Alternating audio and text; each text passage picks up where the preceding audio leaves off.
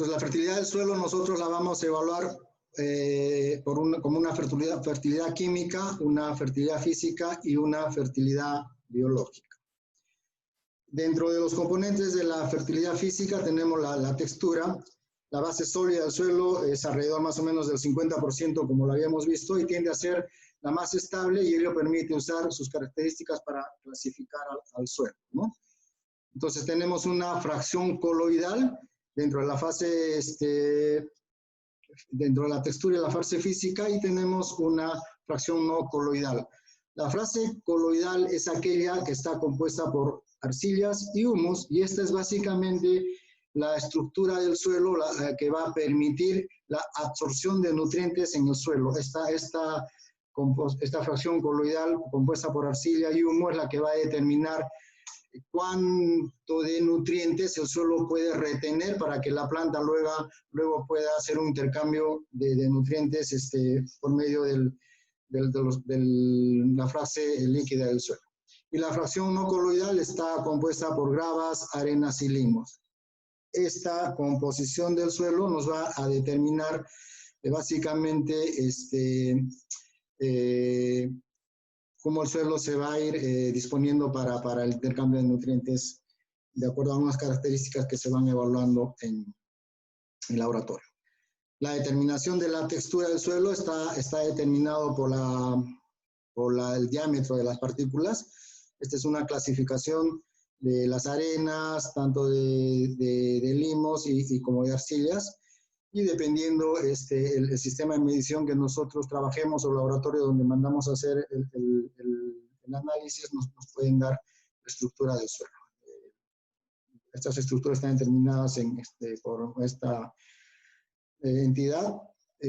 También se puede trabajar con un sistema internacional y también hay un sistema europeo que va clasificando estas partículas. Los que hemos trabajado ya alguna vez en agricultura conocemos el triángulo textural. Una vez que en laboratorio ha sido determinado la cantidad y el porcentaje de estos componentes en el suelo, nosotros podemos determinar cuál es la textura de este suelo haciendo uso de este triángulo textural, ¿no? ¿Por qué es importante conocer esta parte del suelo? Porque esta parte del suelo nos va a determinar la capacidad de intercambio catónico de los suelos, ¿no? Y la capacidad de intercambio catónico de los suelos es la capacidad que tiene el suelo de retener algunos cationes en el suelo.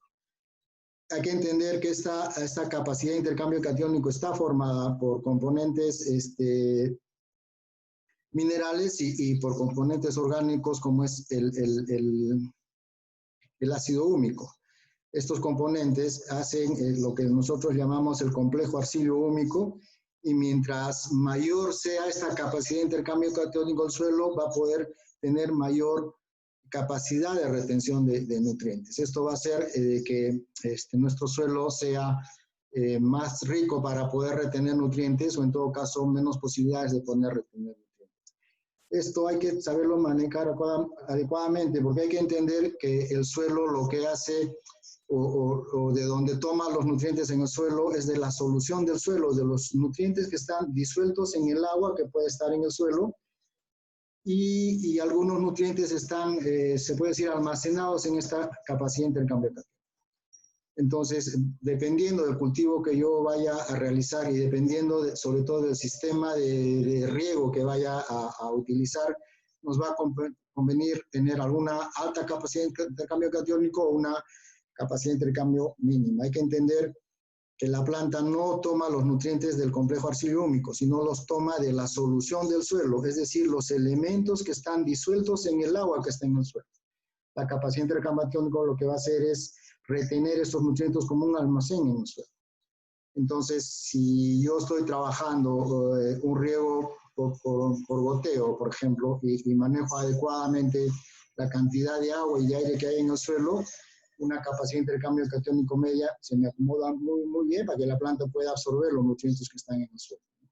Pero si mi sistema de riego es por gravedad y yo trabajo sistemas de inundación de fertilizantes, yo necesito tener una capacidad de intercambio alta para que estos nutrientes estén absorbidos en la capacidad de intercambio catiónico y no sean lavados por el exceso de agua que nosotros podamos estar aplicando.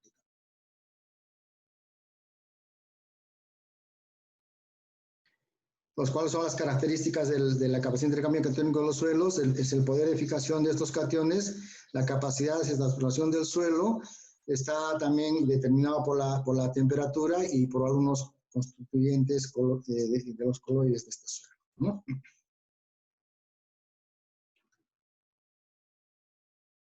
Entonces, esta capacidad de intercambio catiónico básicamente va a estar dado por la característica de las arcillas que puedan tener este suelo, y hemos dicho que también va a estar determinado por la capacidad de ácidos húmicos que pueda tener este suelo.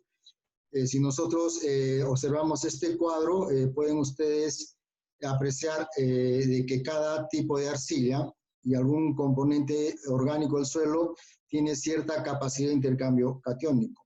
Entonces, dependiendo de qué tipo de suelo es el que nosotros hemos trabajado o qué tipo de evolución ha tenido este suelo en el tiempo, podemos tener la capacidad de intercambio catiónico de acuerdo a las partículas minerales del suelo, ¿no? Si nosotros tenemos algún suelo que tenga una capacidad de intercambio catiónica baja, básicamente es o porque las arcillas que está componiendo este suelo son arcillas de una característica pobre en esta medición, y lo que nosotros podemos hacer es mejorar esta capacidad de intercambio catiónico aumentando el humus, los ácidos húmicos que puedan tener este suelo. Entonces, las capacidades de intercambio catiónico cuando son muy bajas se pueden mejorar de dos formas, ¿no? Aumentando la cantidad de arcillas o aumentando los ácidos húmicos que puedan tener este suelo. El tema es que nosotros para subir un porcentaje de arcilla en una hectárea de suelo tendríamos que incorporar mucha cantidad de arcilla, y esto es bastante complicado por el tema de costos y sobre todo por el tema de lo que esto implementaría de hacer un trasvase de movimiento de tierras para mejorar un suelo.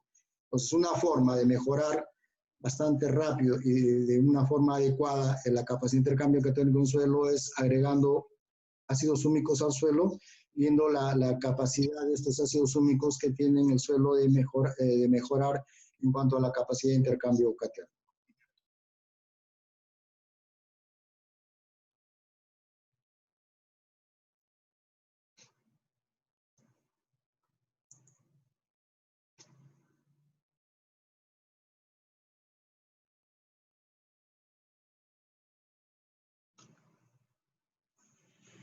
Los cationes que pueden ser retenidos por los coloides electronegativos del suelo, las arcillas y los compuestos húmicos son el calcio, el magnesio, el potasio y el sodio, y estos básicamente son los que son analizados en los análisis de suelo y son los que nos dan el resultado básicamente cuando nosotros enviamos una muestra de suelo al laboratorio.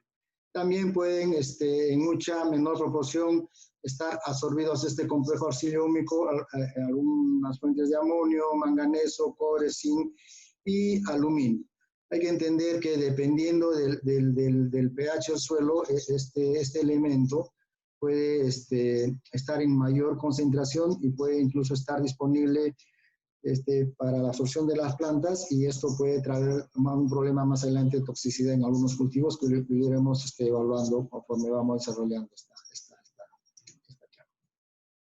Todos estos cationes, llamados los cationes de cambio, están más o menos hidratados junto con la capa de agua formada alrededor de las moléculas absorbentes y permanecen ligados a la molécula coloidal y constituyen una disolución que suele denominarse interna, en oposición a la externa del suelo que permanece en forma libre. ¿Cómo puede darse la variación de la fijación de cationes? Por ejemplo, por efecto de lluvias o riegos que provocan la dilución del suelo y aportan hidrógeno por disociación del ácido carbónico formado al disolverse el dióxido de carbono y atmosférico en el agua. También puede variar esto por la absorción de cationes por el sistema radicular de la planta, por la transformación bioquímica de los compuestos amónicos en nitratos y nitritos, por la respiración de las raíces del vegetal y microorganismos del suelo que producen dióxido de carbono y provocando la aparición de hidrógenos, y por la actividad de los microorganismos del suelo que al descomponer la materia orgánica originan notables cantidades de dióxido de carbono y en consecuencia aportan hidrógeno al suelo. Y por supuesto por alguna aportación de fertilizantes solubles, que es lo que nosotros hacemos para hacer disponibles estos nutrientes a la absorción por las raíces. Por lo que hemos expuesto, tenemos que entender que cuando un suelo se trata de una disolución contenida una cantidad equivalente de calcio y magnesio, el suelo se fija por lo tanto más calcio que magnesio. Cuando se pone en contacto un suelo con agua, la disolución que contenga proporciones equivalentes de los tres, ya sea cloruro de amonio, cloruro de potasio, cloruro de sodio, el sodio es el catión que se fija más lentamente en proporción menor y además es posteriormente desplazada por más rapidez. Entonces, si nosotros hacemos una evaluación de los elementos que se absorben, se puede decir con mayor fuerza en el complejo arcillo-húmico, hay un orden, siendo el calcio el que tenga la mayor posibilidad de poderse absorber al complejo arcillo-húmico, le sigue luego el magnesio, luego le sigue el potasio y el sodio es, se puede decir, el último en rapidez de poderse absorber en el complejo arcillo-húmico.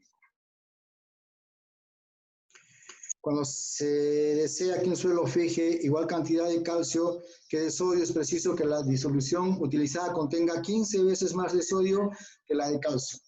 Este concepto es importante tenerlo en cuenta porque más adelante veremos que la forma de mejorar algunos suelos que tengamos problemas sobre todo de sodicidad nos va a permitir, gracias a este concepto, ayudar que algunas cantidades de sodio que puedan estar en condiciones de toxicidad en los suelos pueda ser desplazado por calcio gracias a esta propiedad.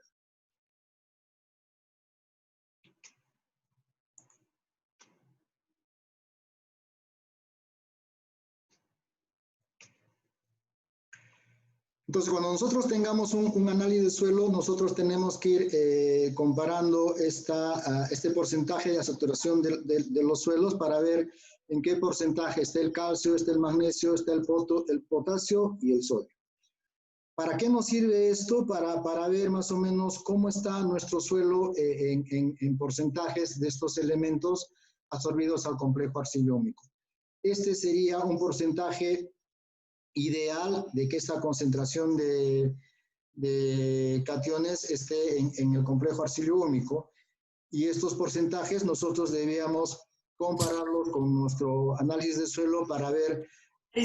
Ahora sí. ¡Puro sentimiento! Por favor, ¿podría apagar su micro? Entonces nosotros debíamos estar comparando este porcentaje de saturación con nuestro análisis de suelo para determinar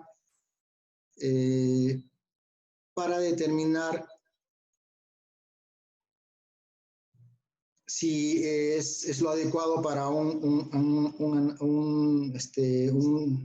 determinada fertilización. Un segundito, por favor.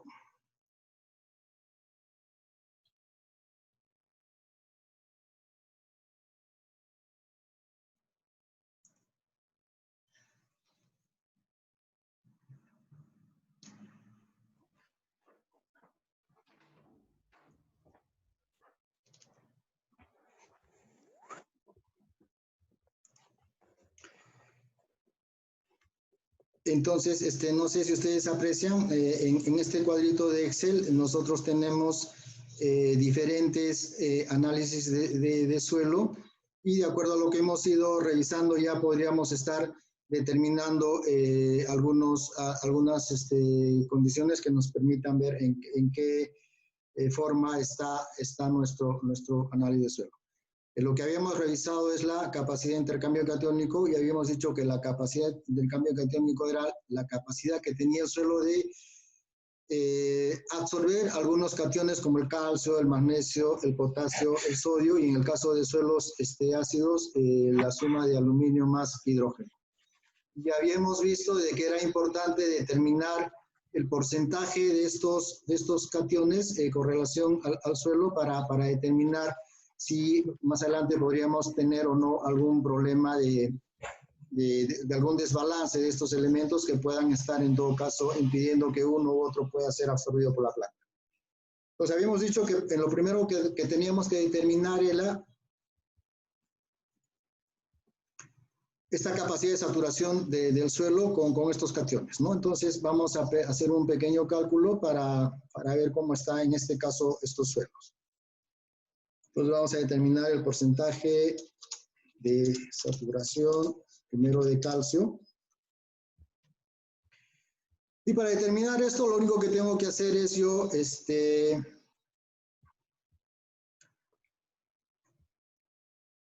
dividir el contenido de calcio que me da mi análisis de suelo con la suma, entre la suma de cationes y multiplicarlo esto por 100. ¿Correcto? Por favor, si me confirman si se ve, se ve lo que estoy trabajando en la pantalla.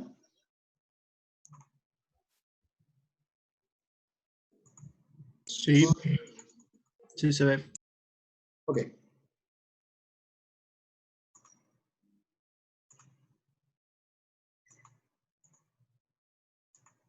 Entonces, lo que he hecho es determinar el porcentaje de saturación de calcio, ¿correcto? Igual lo voy a hacer para el magnesio y también lo voy a hacer para el potasio. ¿Correcto? Pues, ¿qué tengo que hacer? Simplemente para el magnesio tengo que dividir el resultado de mi análisis de suelo entre la suma de cationes, perdón,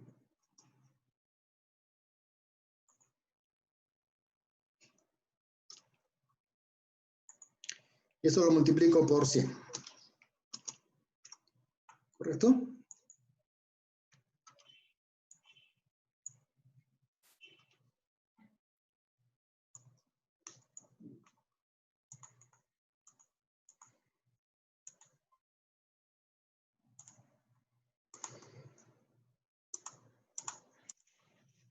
Y lo mismo trabajaré para el potasio, ¿no es cierto? Resultado de mi análisis de suelo, esto lo divido entre la suma de cationes, o en todo caso entre la capacidad de intercambio catiónico, y lo multiplico por 100.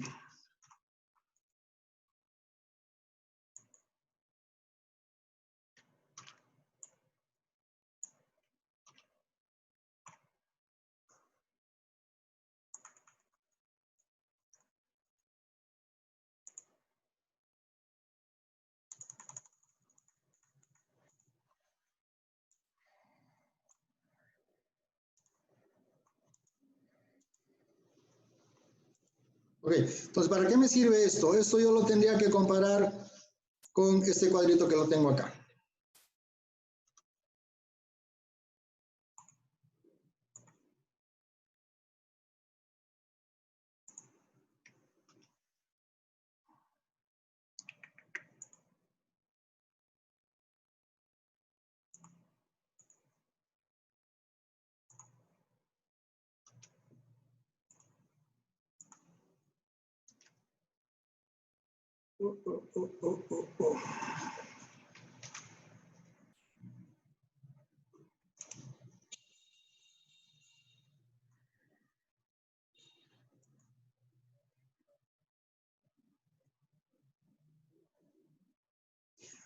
¿Ok?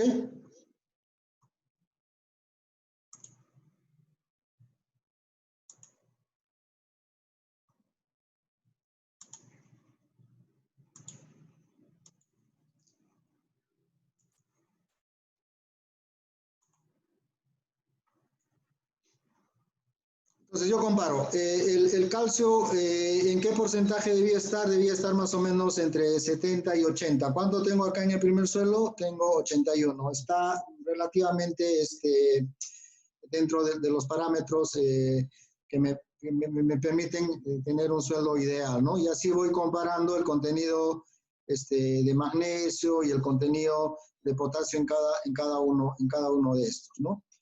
Entonces, a ver, en este caso, por ejemplo, estaría con algún problemita, está fuera del rango. ¿Qué otro tengo fuera de rango? Tengo este fuera de rango. Y todos los demás están dentro del rango en cuanto al calcio, ¿no? En cuanto al magnesio,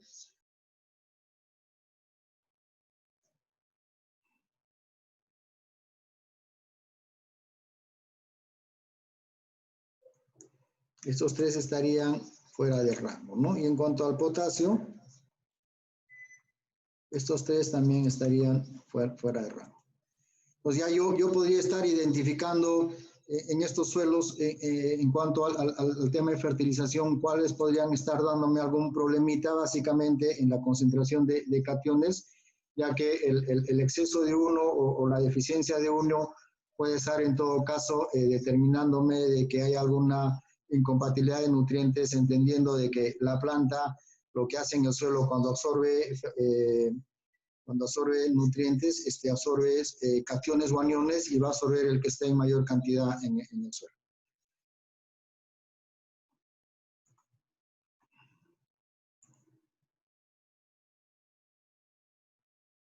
Entonces nosotros debemos tener un equilibrio ideal en el suelo, ¿no? Entre las bases de intercambio, y eso es lo que hemos revisado realizando esa tablita, ¿no? Debíamos tener ciertos porcentajes de calcio, de magnesio, de potasio, que permitan tener un equilibrio en el suelo para que los nutrientes que la planta necesita estén disponibles en la solución del suelo para que la planta los pueda absorber luego, dependiendo el elemento que en ese momento pueda necesitar. Otra cosa importante que nosotros debíamos trabajar son las relaciones catiónicas que existen entre los elementos, ¿no? Por ejemplo, tenemos la relación, la relación calcio-magnesio. Y esto básicamente se trabaja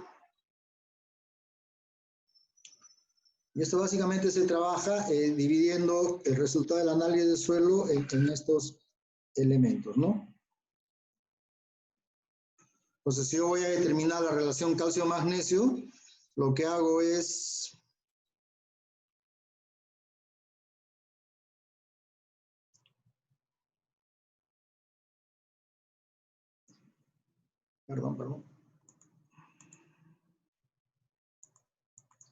Lo que hago es dividir el resultado del calcio entre el resultado, en este caso, del magnesio, ¿correcto? Y me va a dar un número. Hago el mismo ejercicio para los demás. Y voy a tener ahí algunos resultados.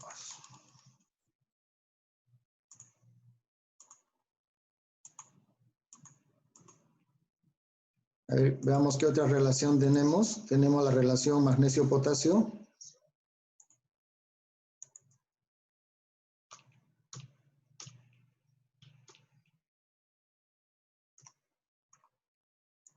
Y para hallar esta relación, lo único que tengo que hacer es dividir magnesio entre potasio.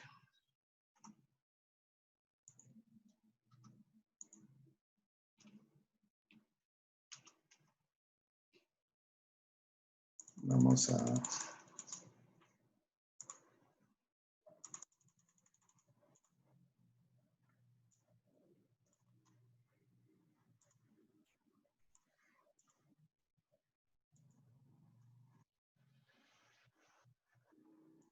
Y la otra relación que tenemos es calcio-potasio.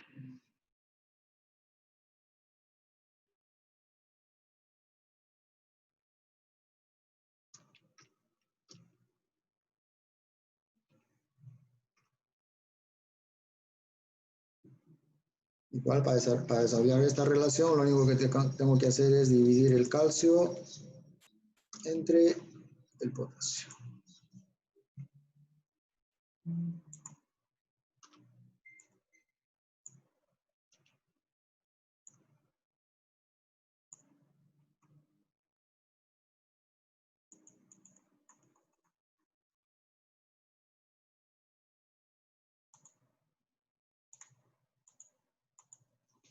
Ok, y ahora, ¿para qué nos sirve esto? Esto nos sirve para comparar estos resultados con las tablitas que tenemos acá, ¿correcto?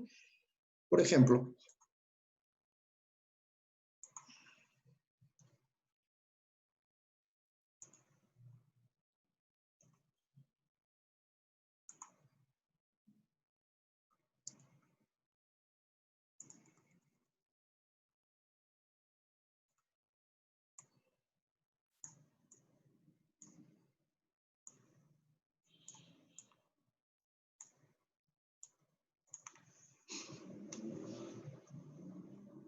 en mi primer resultado del análisis de suelo, en mi relación calcio-magnesio sería 11. Y yo esto comparo con la tablita de relaciones catiónicas y por lo tanto 11 está fuera de este rango, está encima de 11. Quiere decir que en este suelo, por ejemplo, por un exceso por un exceso de calcio y por una deficiencia, por una cantidad mínima de magnesio que va a entrar a este suelo, el magnesio puede estar siendo deficiente en la absorción de nutrientes en la planta, ¿no? Entonces, de esa forma yo puedo ir comparando estos resultados con los resultados que tenemos en tablita y de esta manera podemos determinar si algún nutriente puede estar impidiendo la absorción de otro nutriente. En el caso, por ejemplo, del análisis tercero, nuestro resultado es 4, y vemos en todo caso que 4 está dentro de este rango. Quiere decir que en este suelo, por ejemplo, no voy a tener ningún problema de absorción de calcio ni de magnesio, ¿no? Y así yo puedo ir comparando con las otras relaciones catiónicas y ir viendo si voy a tener alguna incompatibilidad de estos nutrientes en cuanto a la absorción de estos por la planta. ¿Alguna pregunta hasta acá?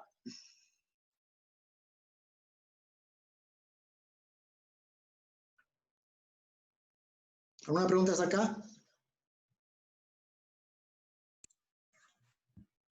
Por mi parte, claro, ingeniero.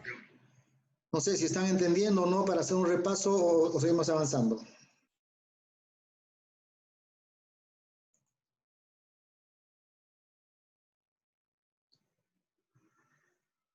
Otro factor que puede estar interviniendo en el tema de la capacidad de intercambio catiónico del suelo es la temperatura.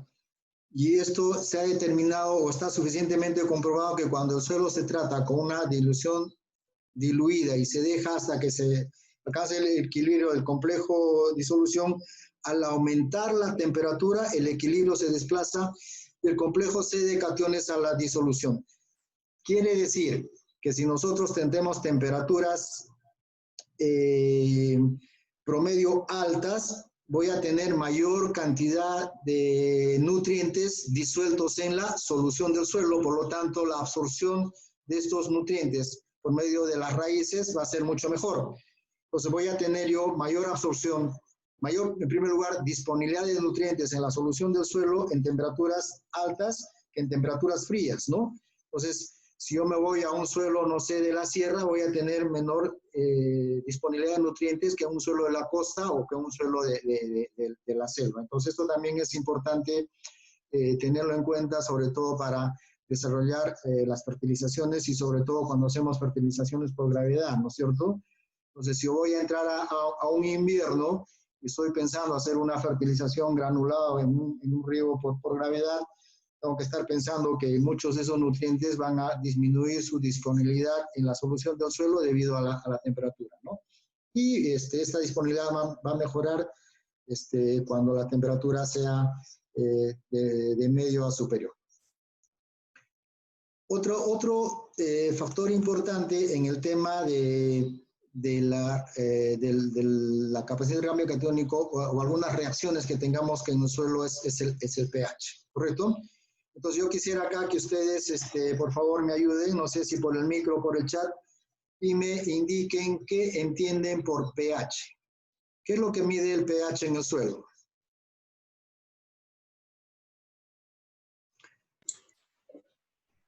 El hidrógeno.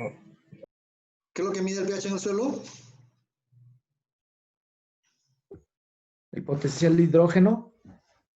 Correcto.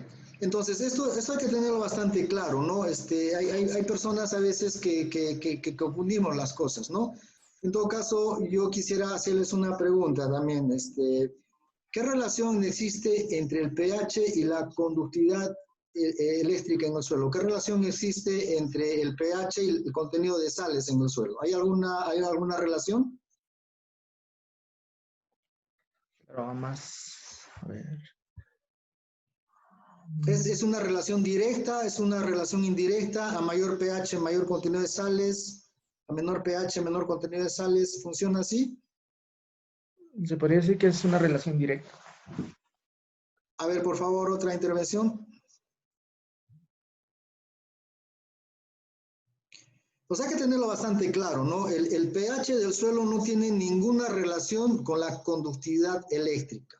Son totalmente independientes. No hay ninguna relación ni inversa, ni directa, ¿no? Yo puedo tener suelos de pH ácido y con alta contenido de sales, como también puedo tener suelos de pH bajo y con alto contenido, o un suelo alcalino con alto contenido de sal. Entonces no hay ninguna relación directa. Ahora, otra cosa que nosotros debemos tener en cuenta es que el pH lo que nos mide es la cantidad de hidrógenos que pueda tener este suelo. Quiere decir que dependiendo de la cantidad de hidrógenos que hay en este suelo puede ser o alcalino o puede ser básico. Hay que entender que el pH es una medida que va de 0 a 14, donde 0 es un suelo ácido, 7 es un suelo neutro y 14 es un suelo alcalino o básico, ¿correcto? Ya hemos dicho que el pH lo que mide es la cantidad de hidrógenos. Entonces, algo que tenemos que tener en cuenta y también tenemos que tenerlo bastante claro, es decir, dónde yo voy a tener un suelo ácido donde tenga mayor cantidad de OHs o cuando yo tenga menor cantidad de OHs. ¿Dónde yo voy a tener mayor cantidad de hidrógenos? Cuando tengas menos OHs. Ya, pero eso va a ser ácido o alcalino. Ácido. A ver, o sea, si yo tengo acá más OHs, ¿va a ser ácido? ¿Eso me quiere decir? Hablemos primero del hidrógeno, por favor, del hidrógeno. ¿Dónde voy a tener mayor cantidad de hidrógenos? ¿En un suelo ácido o en un suelo alcalino? ¿Dónde voy a tener mayor cantidad de hidrógenos? Porque hemos dicho que el pH lo que mide es la cantidad de hidrógenos. ¿Dónde voy a tener mayor cantidad de OHs?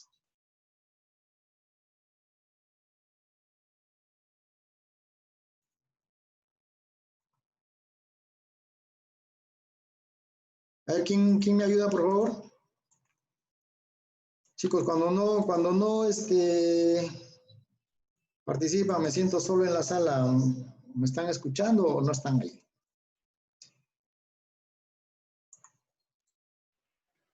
Mayor cantidad de hidrógenos o OHs, perdón, ¿cómo? No, a ver. Lo que mide el pH es la cantidad de hidrógenos. Pues hemos dicho que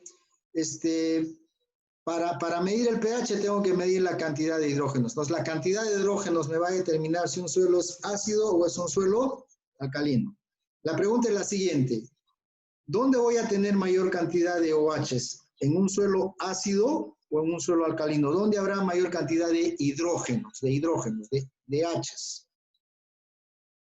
En un suelo ácido. ¿Ahí voy a tener mayor cantidad de hidrógenos? ¿Mm? Sí.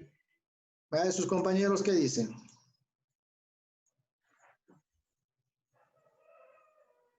¿Dónde habrá mayor cantidad de hidrógenos? Entonces, en un suelo ácido vamos a tener mayor cantidad de hidrógenos. En un suelo ácido. ¿Ya? Entonces, para que un suelo sea ácido, tiene que tener mayor cantidad de hidrógenos, ¿correcto? Hidrógeno. Y para que sea alcalino, por lo tanto, debe tener menor cantidad de hidrógenos. Pero habrá mayor cantidad de OHs, ¿correcto?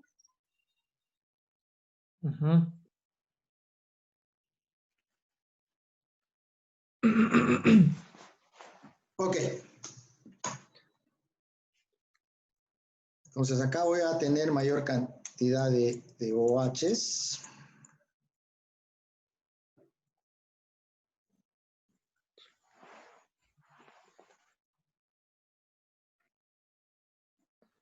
Y menor cantidad de hidrógeno, ¿no es cierto? Pues acá voy a tener mayor cantidad de hidrógenos. Y para que sea neutro, ¿qué cosa tiene qué condición debe cumplir? Que la cantidad de hidrógeno sea igual a la cantidad de OHs, ¿correcto? ¿Estamos de acuerdo? Claro. Ok. ¿Y por qué es importante, en todo caso, el pH? El pH nos va a determinar la disponibilidad de nutrientes en la solución del suelo. Hemos visto que los nutrientes, sobre todo los cationes, pueden estar absorbidos al complejo arcilio-húmico y estos nutrientes, estos cationes, tienen que estar disueltos en la solución del suelo para que la planta los pueda absorber. Entonces, el pH va a ser el parámetro que nos permita ver si estos nutrientes están disponibles o no están disponibles para la planta. Si ustedes ven el cuadrito que está acá en la diapositiva, van a ver que está en la parte de abajo el rango de pH, ¿no es cierto? 7 neutro acá, para este lado ácido y para este lado alcalino, ¿correcto? Y cada una de estas franjitas de colores va a determinar un nutriente, ¿correcto? Cuando esté ancho, quiere decir que está disponible para la planta, y cuando está angostito, va a estar, este elemento no va a estar disponible para la planta. Entonces, ¿alguien tiene alguna idea o ha visto algún análisis de suelo más o menos? ¿Cuál es el pH de un suelo, digamos, en la costa? ¿Alguien tiene una idea?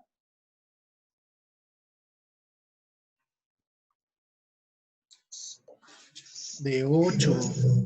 En los suelos de la costa, normalmente los pHs van de 7.5 a 8, incluso hasta 8.5, ¿no es cierto? Entonces, si nosotros tenemos un suelo en costa y tenemos un pH de 8, quiere decir que muchos de esos nutrientes no van a estar disponibles. Por ejemplo, el magnesio no va a estar disponible, el potasio va a estar medianamente disponible, el nitrógeno sí está disponible, el boro no va a estar disponible, el fósforo, que es uno de los elementos más susceptibles al cambio de pH, va a estar muy bajo, es disponible o casi nada, y así muchos de los macro y micronutrientes no van a estar disponibles.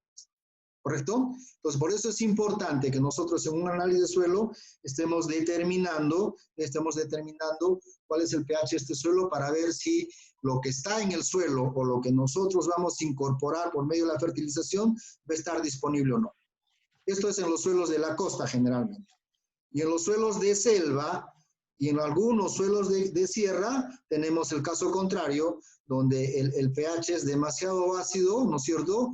Muchos elementos van a estar disponibles, pero tenemos un problema, que va a haber dos elementos que van a estar en mayor cantidad disponibles. Va a ser el hierro, que es un elemento tóxico a la planta cuando se absorbe en cantidades inadecuadas, y otro elemento que se hace muy disponible en suelos ácidos es el aluminio. El aluminio también es un elemento tóxico para la planta, ¿correcto?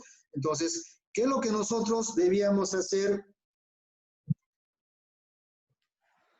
¿Qué es lo que nosotros debíamos hacer para evaluar un análisis de suelo? Debíamos ver el pH. Entonces, ustedes pueden ver acá, tenemos algunos rangos de pH, ¿correcto? Y podemos ir evaluando. Entonces acá tenemos algunos suelos de selva y de sierra, y tenemos acá algunos elementos algunos análisis de costa. Entonces, en ambos casos vamos a tener algunos problemas en cuanto a la disponibilidad de algunos nutrientes, dependiendo cuál sea uno u otro, ¿correcto?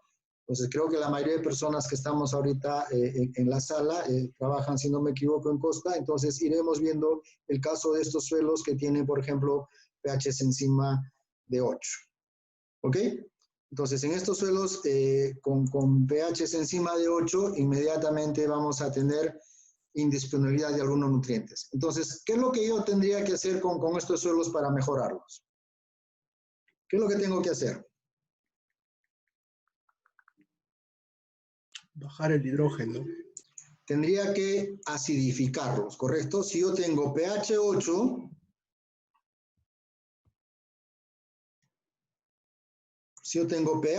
lo que tengo que hacer, ¿qué cosa es? Tratar de bajar el pH de estos suelos a un pH entre 6.5 y 7 para que algunos nutrientes que están en el suelo puedan estar disponibles. Entonces, ¿qué cosa tengo que hacer? Tengo que acidificar. ¿Y cómo voy a acidificar ese suelo? ¿Qué es lo que tengo que hacer?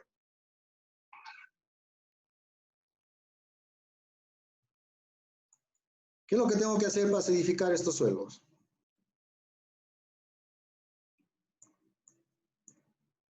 ¿Cómo puedo bajar o subir el pH? ¿Qué tengo que aumentar o disminuir?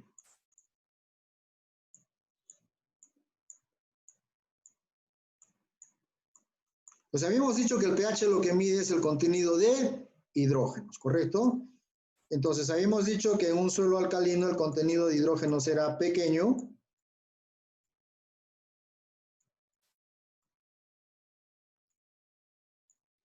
Y en un suelo ácido el contenido de hidrógenos era mayor, ¿correcto? Entonces, si yo deseo acidificar el suelo, ¿tengo qué cosa? Tengo que aumentar ¿qué cosa? Hidrógenos. La pregunta es, ¿cómo yo puedo aumentar hidrógenos en un suelo? ¿Cómo puedo acidificar ese suelo?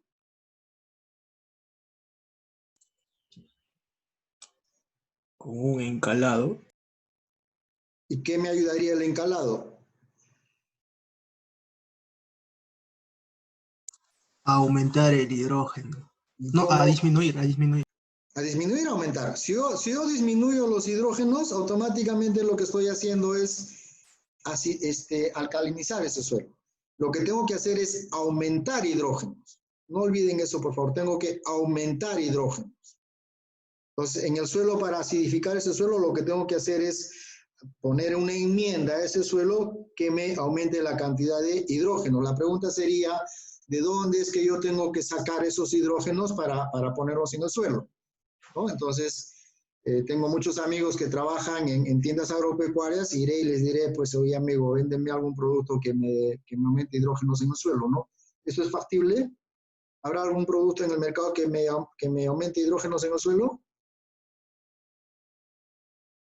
Porque fertilizantes a base de calcio, a base de potasio, de magnesio, de azufre, de zinc, de nitrógeno tengo en el mercado. ¿Habrá alguna enmienda que tenga hidrógenos?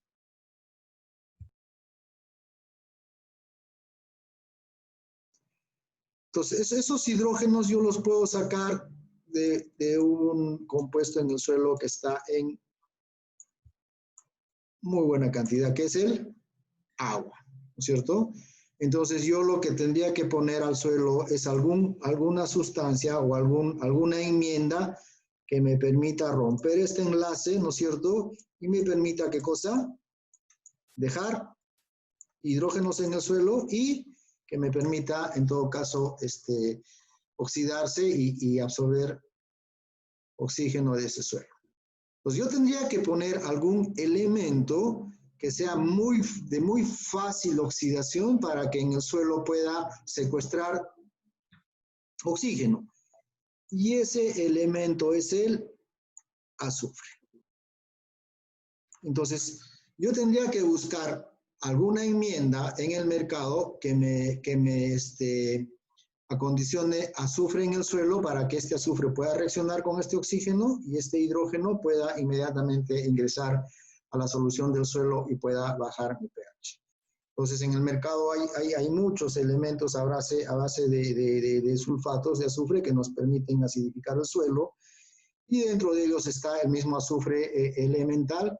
En todo caso, algún compuesto como sulfato de calcio podría estar ayudándonos a secuestrar oxígeno del suelo y liberar hidrógeno del suelo. Y de esta manera nosotros podríamos estar acidificando estos suelos para poder hacer mucho más disponible algunos elementos que puedan estar en el suelo, pero que están inmovilizados o están en todo caso secuestrados por algunos otros elementos, o están poco solubles por algunos otros elementos, solamente por efecto del pH. ¿Correcto? Pues hay que tener en cuenta esto.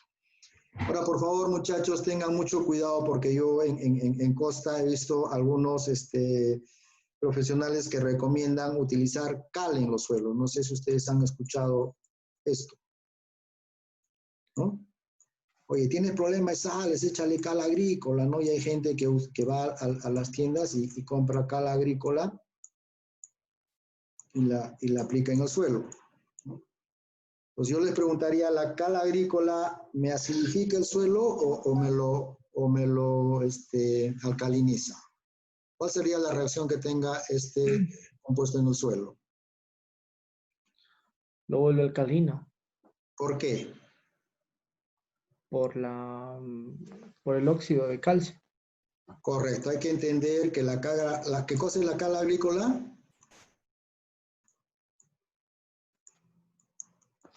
CO3CA, ¿no es cierto? Entonces, lo que la cal agrícola produce en el suelo es aumentar, ¿qué cosa? Aumentar OHs, ¿correcto? Y cuando aumentamos OHs, ¿qué pasa con el suelo? Se vuelve más Alcalina. más alcalino. Entonces tengan cuidado, por favor, de utilizar cal agrícola en suelos que tengan encima de 7, ¿no? De 6,5. Lo que vamos a hacer es ayudar a que ese suelo se vuelva mucho más alcalino y por lo tanto vamos a hacer que muchos de los nutrientes que están en este suelo se pongan indisponibles para la planta. ¿Correcto? Entonces yo tendría, para acidificar el suelo, utilizar productos que tengan, ¿qué cosa? Azufre. Azufre, ¿no? Puede ser azufre elemental, polvo seco, polvos mojables, puede utilizarse algunos ácidos como el ácido sulfúrico que funcionan bastante bien, ¿no es cierto? Y algunos acidificantes como ácido nítrico y ácido fosfórico. Pero hay que entender que cuando nosotros ponemos estas fuentes de ácido nítrico, ácido fosfórico, ingresan al suelo, mientras el suelo esté húmedo y haya solución nutritiva en el suelo, va a acidificarse, pero dentro de algunas horas, por el efecto tampón que tiene ese suelo, ese pH va a volver a su estado original, ¿no? Entonces, si yo quiero tener algún efecto que dure algo en el tiempo, tampoco es definitivo, yo lo que tengo que hacer es poner algún elemento o algún compuesto que tenga azufre. ¿Para qué? Para que estos OHs estén en mayor contenido en el suelo y pueda estar ese pH ácido por algo más de tiempo. Tampoco es definitivo, pero por algo más de tiempo, ¿no? Y si tengo el problema contrario, estoy en un suelo de selva o de sierra donde mi pH sea alcalino, yo quiero subir el pH, lo que tendría que utilizar es algún producto que me aumente la cantidad de OHs, que puede ser cal agrícola, dolomita, o hay algunos compuestos que se pueden utilizar para hacer el efecto contrario al de bajar el pH, que sería el de alcalinizar ese suelo. No sé si hasta acá tienen alguna pregunta. Ingeniero, una consulta. Dime. En el tema del azufre, se ha visto que hay un porcentaje de azufre que tienen algunos productos. Así es. ¿Cuál es el porcentaje que se tendría que utilizar o óptimo que podríamos recomendar? Mira, la forma adecuada de poder determinar una cantidad exacta de azufre o de algún producto para acidificar los suelos, tendría que hacerse algunos cálculos en las que se determinan el porcentaje, perdón, los miliequivalentes, ¿ya? Pero en la bibliografía hay algunas tablitas como estas que nos permiten determinar la cantidad de azufre que yo tendría que utilizar para poder acidificar el suelo, y esto va a depender mucho de la capacidad de intercambio catiónico, ¿no? Un suelo que tiene menor capacidad de intercambio catiónico va a utilizar menor cantidad de azufre a un suelo que tenga mayor capacidad de intercambio catiónico, donde la cantidad de azufre que voy a utilizar para bajar, en este caso el pH, es mayor, ¿no? Entonces, acá nos dice guía para aplicación de azufre para corrección de pH en los suelos alcalinos, y esta tabla está para ajustar el pH a valores de 6.5. Entonces, si yo quiero bajar mi pH a 6.5, esta es la cantidad de azufre que yo tendría que poner dependiendo de la capacidad de intercambio catiónico, ¿correcto?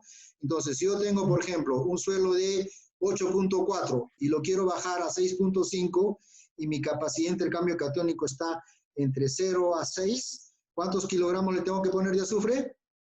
1000 unidades. Acá está, 2000, ¿correcto? Ajá. 2000, ¿ya?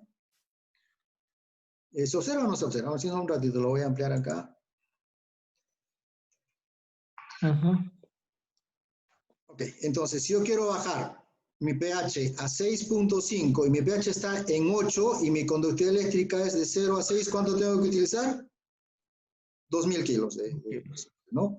Si mi conductividad eléctrica es un poquito más alta, digamos, mi conductividad eléctrica está entre, perdón, mi capacidad de intercambio catiónico está entre 11 a 30, quiero bajar de 8.4 a 6.5, ¿cuánto tendría que utilizar?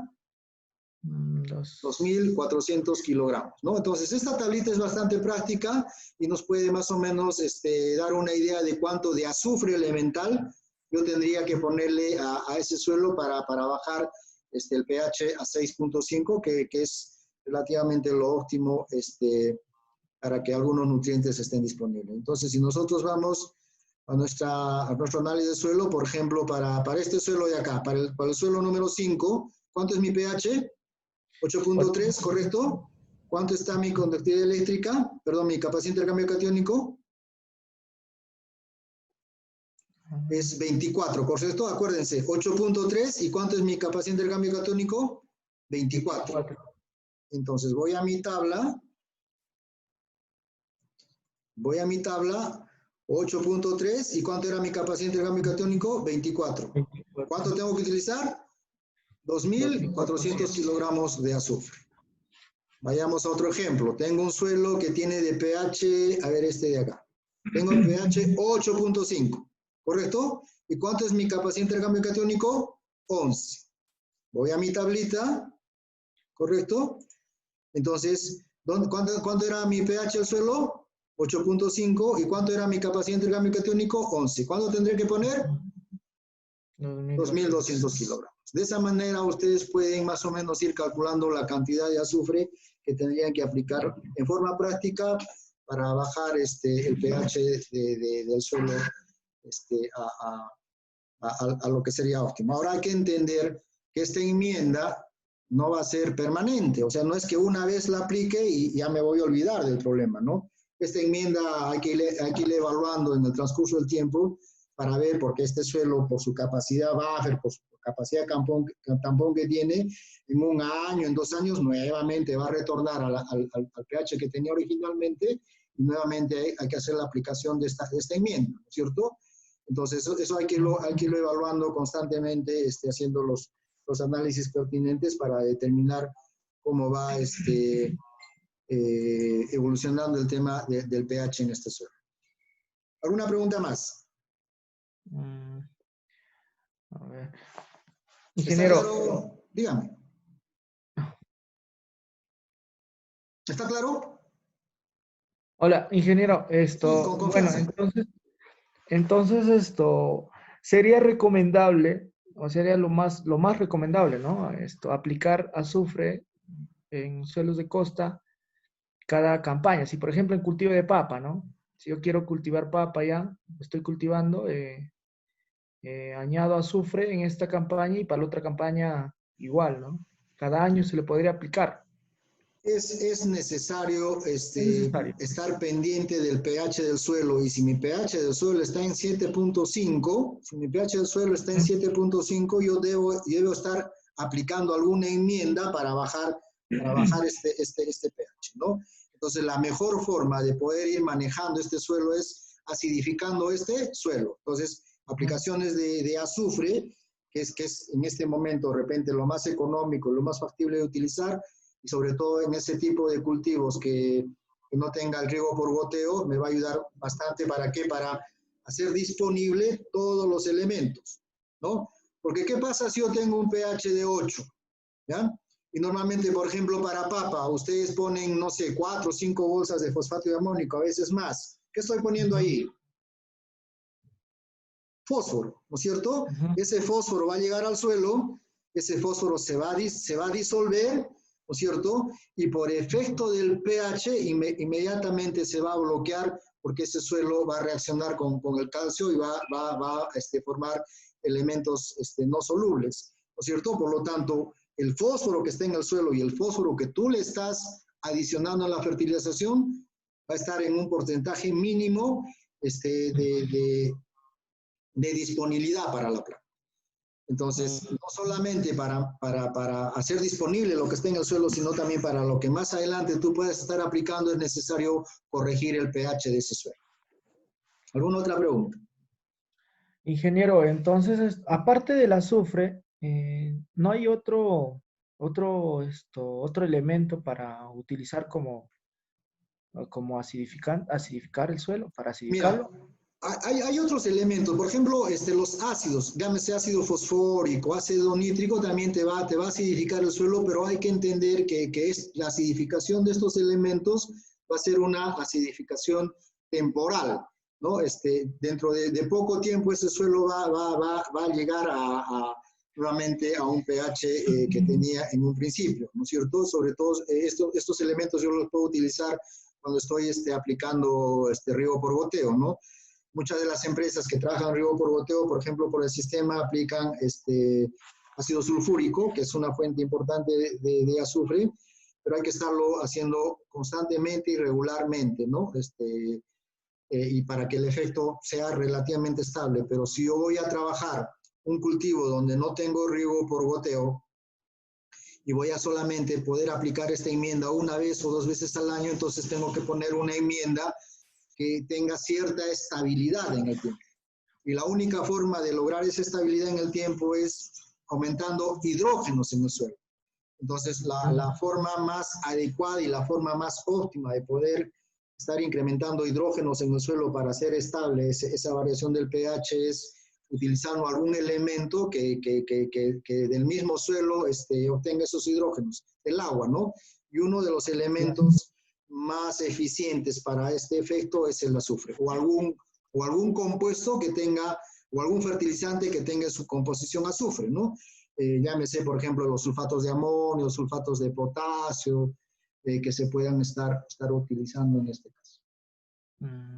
Ok. ¿Alguna otra pregunta? Sí, disculpe, una pregunta, ingeniero. Sí, te escucho, dime. Normalmente, más o menos, ¿cada cuánto tiempo es recomendable hacer un análisis del suelo? Mira, por cuestiones de norma para las empresas que exportan productos agrícolas al exterior, por cuestiones de certificación, los fondos hacen una vez al año el análisis de suelo. Esa debía ser nuestra norma, mínimo hacer un análisis de suelo una vez al año, ¿no? Incluso algunos fondos o algunas personas que ya manejan de forma más técnica su fertilización, la hacen semanalmente, ¿no? Lo que hacen es poner algunas sondas de succión en el suelo y constantemente están evaluando cómo se va comportando la solución del suelo para ver cómo está el pH y cómo está la disponibilidad de nutrientes, ¿no?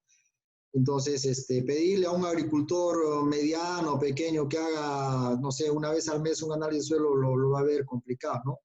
pero por lo menos una vez al año yo debía hacer el análisis de suelo para ver cómo se está comportando algunos factores como la conductividad eléctrica, la capacidad de intercambio y sobre todo el pH, para ver cómo va la evolución de ese suelo, ¿no? ¿Y se puede hacer un análisis cuando ya está el cultivo en el campo o no es recomendable? A no hacerlo, yo te recomendaría que lo hagas, ¿no? O sea, lo recomendable hacer el análisis del suelo es hacerlo antes de instalar el cultivo y antes de echar el fertilizante, ¿correcto? Eso es lo adecuado. Después de una cosecha, después de un pequeño descanso del suelo, si es que hay, en ese momento debería hacer el análisis del suelo, ¿no? En el caso de que el cultivo ya esté instalado, hay que hacerlo, pues igual, para ver cómo está el suelo, ¿no?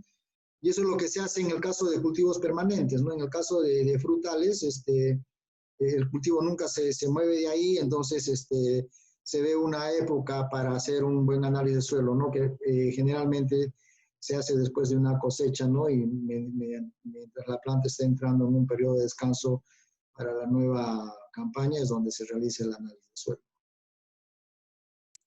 Ya, y cuando cuando ya hemos sembrado y cuando ya hemos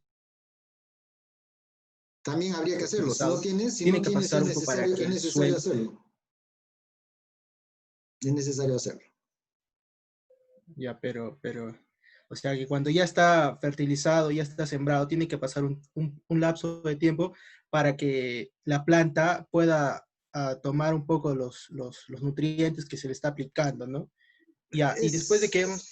Es aceptable tu forma de pensar, pero mientras más tarde tú hagas tu análisis de suelo, cualquier enmienda que tú quieras trabajar, hay que entender que si hoy día yo echo el azufre, mañana no voy a tener resultado, ¿no? Ese resultado se va a ir dando con el tiempo, ¿no? Entonces, mientras más antes tú puedas hacer tu análisis, puedes hacer alguna enmienda que habría que hacer, es mucho mejor, ¿no? Preferible hacerlo antes que después, y en todo caso tendrías que estar pensando ya en lo que puedas trabajar en esta campaña, ya tendría que trabajar para la próxima, ¿no? Estás haciendo maíz y estás pensando hacer papa la siguiente, bueno, hazlo cuando el maíz está ahí, ¿no? Pero si estás trabajando papa y piensas hacer tu análisis en el aporque, ya los trabajos que hagas no van a rendir fruto en esta cosecha, sino en la siguiente, que de repente va a ser una cosecha menor, ¿no? Dependiendo de la rotación en la que hagas. Yo te recomendaría que el análisis se haga lo antes posible, ¿no? Si es que hago un análisis antes de sembrar y Eso es lo cuando mejor. ya está sembrado, está mejor. O sea, hago dos análisis, antes de sembrar y después de que está sembrado Si y lo puedes hacer fertilizado. así, excelente. En todo caso, haz los análisis con una frecuencia de 6 meses, ¿no? O en todo caso, después de cada cosecha, ahí vas a tener mejor resultado. Ok, ingeniero, gracias, gracias. Así es. Ok, jóvenes, entonces en la diapositiva ustedes pueden ver alguna relación que existe entre la cantidad de fósforo fijado en el suelo y la evolución del pH, ¿no? Entonces, hay un punto fijo que ustedes ven acá donde está la máxima disponibilidad de fósforo en el suelo. ¿Y cuánto es ese punto fijo? Está más o menos en 6.5. Mientras más ácido se hace ese suelo, o mientras más alcalino se haga ese suelo, la fijación del fósforo en el suelo va a ser mucho mayor, ¿no? En el caso, por ejemplo, de un suelo de pH 5, 5.2 más o menos, la fijación, miren, del fósforo es alta, ¿no? Y cuando estamos hablando de una fijación alta, estamos hablando de un 70, un 80%, de repente hasta más de fijación de fósforo. Quiere decir que en el suelo yo voy a tener disponible 10, 15% de fósforo, ¿no? Y en el caso del suelo alcalino, una fijación de fósforo a un pH 8 más o menos está en una fijación media, ¿no? Estamos hablando de un 60 hasta un 70% de fijación del fósforo. Quiere decir que yo voy a tener una disponibilidad del fósforo que está en el suelo entre 10, máximo 20% del fósforo, ¿no? El fósforo que está en el suelo y el fósforo que ustedes puedan estar adicionando con su fertilizante. Porque ese fósforo en algún momento se tiene que disolver y al estar disuelto en el complejo del suelo, en la solución suelo, inmediatamente por efecto del pH se va a bloquear porque se va a formar algunos compuestos insolubles, ¿no? Este fósforo, en el caso de pHs alcalinos está fijado por el calcio. En el caso de pHs ácidos está fijado por el aluminio. Y en el caso ya de pHs muy ácidos, en algunos suelos de selva se da eso, y de pHs 3.5, 4 está fijado por el hierro, ¿no? Entonces esto hay que tenerlo bastante en consideración.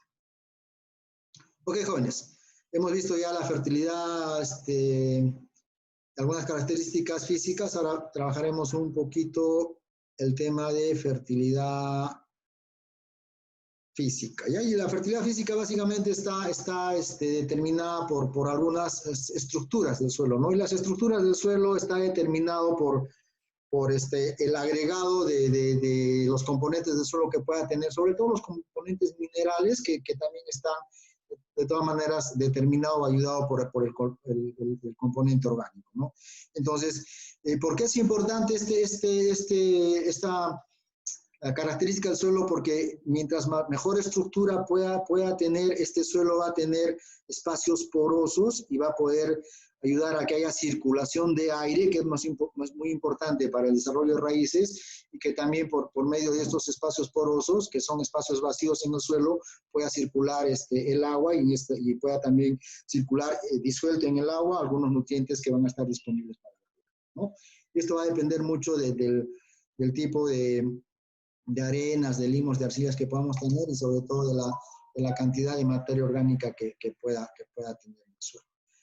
Entonces, esto es importante tenerlo en cuenta porque hay algunos cultivos que son muy exigentes para su producción en el contenido de aire o de porosidad que pueda tener el suelo. Entonces, algunos cultivos son muy exigentes en que tengamos bastante contenido de aire, y algunos cultivos son mediana o poco exigentes en el contenido de aire que pueda tener, ¿no? Pero vean ustedes, por ejemplo, el arándano es un cultivo que necesita mucho aire, mucha oxigenación en el sustrato o en el suelo que pueda trabajar. Estamos hablando casi de un 35, un 38% de oxigenación en el suelo. El palto es otro cultivo que necesita bastante aire en el suelo, bastante espacios porosos. Estamos hablando de un 25, un 28%.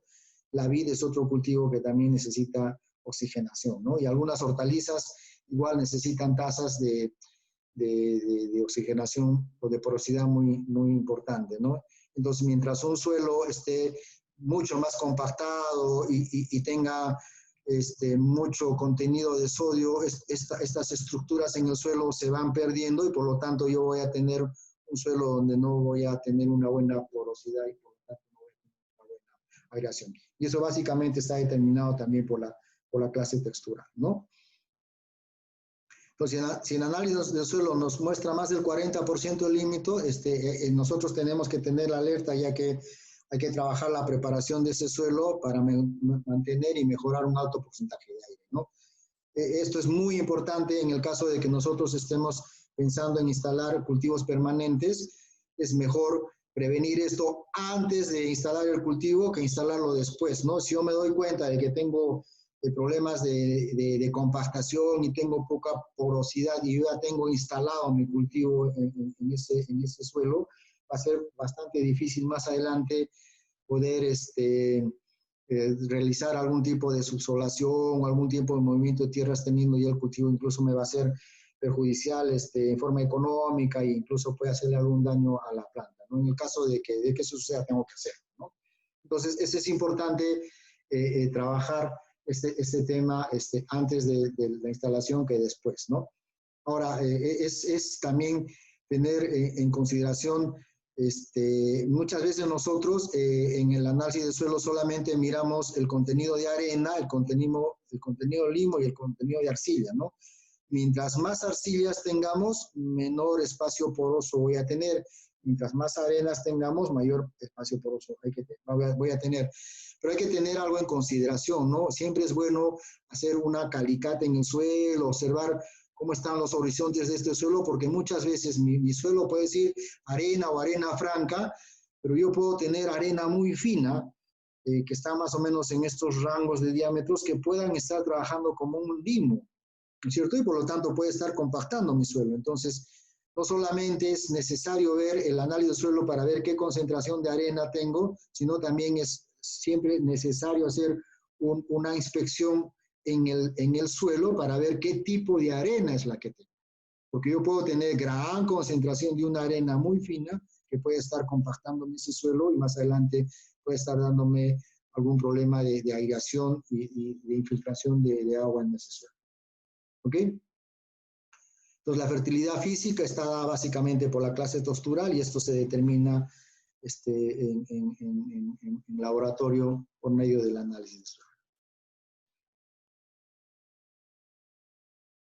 Entonces, si nosotros hacemos una comparación, un suelo recién preparado puede llegar a un 22% de aire, un suelo estabilizado por 3 años, puedo ya con una plantación un 18%, un suelo compactado de 7, 8 años ya puede llegar a un 13%, ¿no es cierto?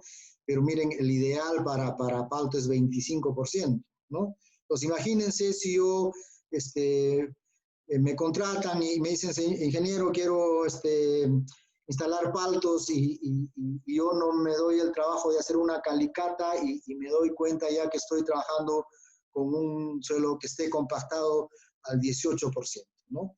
Y en 3 años voy a tener una compactación o una porosidad de 15%.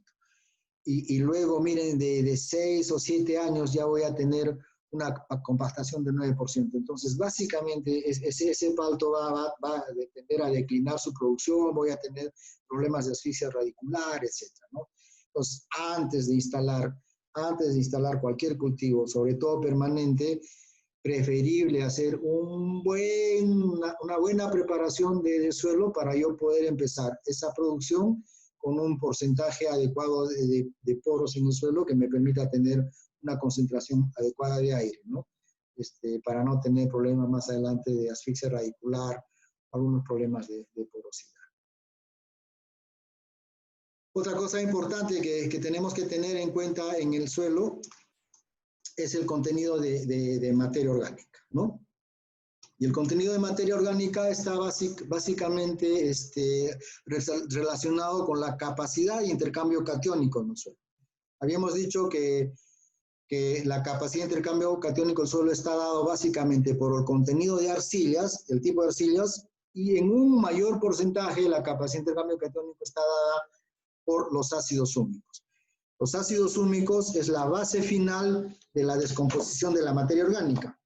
Por lo tanto, en un suelo que yo tenga adecuada concentración de materia orgánica, voy a tener también una adecuada un adecuado valor de la capacidad de intercambio catiónico en este suelo. Nosotros podemos observar en estos análisis modelo que estamos revisando que es una relación directa del contenido de materia orgánica con la capacidad de intercambio catiónico, ¿no es cierto? Donde tengo regular o donde tengo una adecuada concentración de materia orgánica voy a tener también una capacidad de intercambio catiónico adecuada, ¿no? Donde mi capacidad o donde mi materia orgánica sea menor, también va a bajar inmediatamente el contenido de capacidad de intercambio catiónico. Entonces hay una relación directa entre la materia orgánica y la capacidad de intercambio catiónico. Ahora, otra cosa que debemos tener en cuenta que cuando nosotros analizamos el contenido de materia orgánica en el suelo, se está analizando ya la materia orgánica descompuesta, humificada. Esta es la cantidad de ácido húmico que hay en el suelo. Esto no es la cantidad de materia orgánica, por ejemplo, de contenido de hojas o contenido de acerrín que pueda estar en el suelo. Esto es ya la materia orgánica humificada en el suelo, ¿no? Entonces, no porque yo hoy día vaya a aplicar 20, 30 toneladas de estiércol de gallina o de algún estiércol, de alguna crianza, va a subir mi porcentaje de materia orgánica, ¿no? Este porcentaje de materia orgánica va a subir cuando esa materia orgánica haya sufrido el proceso de humificación en el suelo, que no es rápido, no es inmediato. Eso tiene un proceso adecuado. Por lo tanto, las aplicaciones de materia orgánicas debían en todo caso ser compostadas, debía en todo caso ponerse humus de lombriz En todo caso, la aplicación de ácidos húmicos directamente en el suelo va a tener sí un efecto inmediato en el contenido de materia orgánica en el suelo y por lo tanto poder elevar mi capacidad de intercambio catiónico.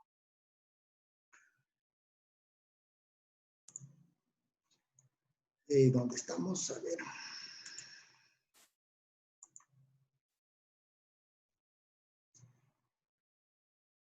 Entonces, los promedios...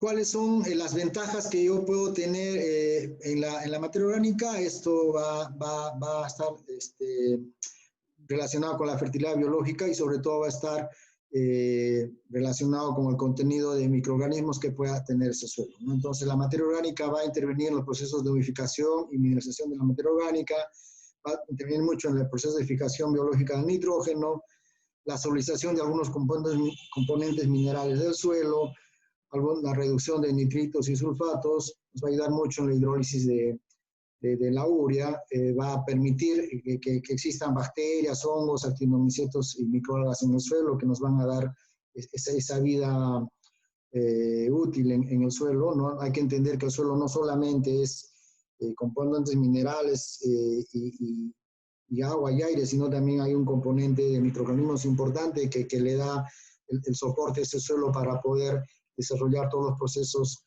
metabólicos y fisiológicos que necesita en el suelo para hacer disponibles los nutrientes, ¿no? La materia orgánica permite o estimula el crecimiento radicular, permite mitigar algunas enfermedades del suelo y controla nemátodos, ¿no es cierto? Y mejora sobre todo la estabilidad de los agregados del suelo. Hay que recordar que la fertilidad biológica es ideal cuando se posee un alto porcentaje de materia orgánica, se posee sobre todo un adecuado drenaje y no se abusa del contenido de agroquímicos, ¿no? Ok, jóvenes, esta sería la parte de fertilidad. Ahora vamos a entrar un poquito a la parte de nutrición. No sé si ha quedado claro algunos conceptos que hemos ido revisando. No sé si tienen alguna duda para tener un pequeño descanso y pasar a la segunda parte de la charla.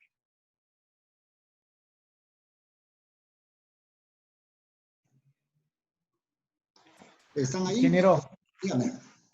Hola, ingeniero, una consulta. Sobre el tema de la materia orgánica, vi que esto nos ayuda también a controlar nemátodos. ¿De qué forma o cuál es el proceso que actúa la materia orgánica en el nemátodo? ¿Nos podría más o menos explicar ese tema? A ver, en todo proceso biológico hay, o en todo crecimiento de organismos, ya sea menores o mayores, existe siempre un controlador biológico. No todo organismo tiene un controlador biológico. Entonces, si nosotros tenemos nemátodos en el suelo, esos nemátodos en el suelo pueden haber llegado. Hay que entender que los nemátodos, de repente hablándolo en forma simple, nadan en el suelo, ¿no? Entonces, los nemátodos se van a desplazar en el suelo siempre y cuando haya humedad. Estos nemátodos pueden venir en el agua de riego, pueden venir en algunas avenidas, etcétera, pueden pasarse de una chacra a otra y van a pasarse nadando, ¿no? Entonces, la infestación de un suelo por nematodes no necesariamente se va a dar por el transporte de material vegetal o la incorporación de repente de materia orgánica, se va a dar solamente por el riego, ¿no? Entonces, estos nematodos van a llegar al terreno y al encontrar condiciones favorables de un cultivo que sea susceptible, etcétera, van a empezar a colonizar este cultivo, ¿no?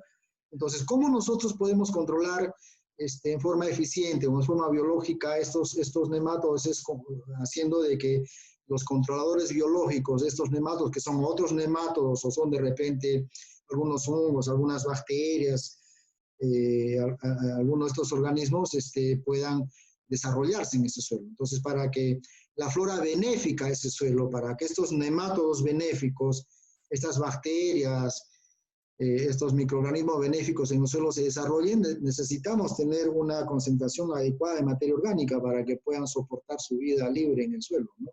Entonces, yo al incorporar materia orgánica lo que estoy haciendo es incrementar la flora benéfica de ese suelo y eso nos va a permitir controlar de cierta manera nemátodos que pueden estar haciendo, fitófagos que puedan estar haciendo daño a nuestro cultivo, ¿no?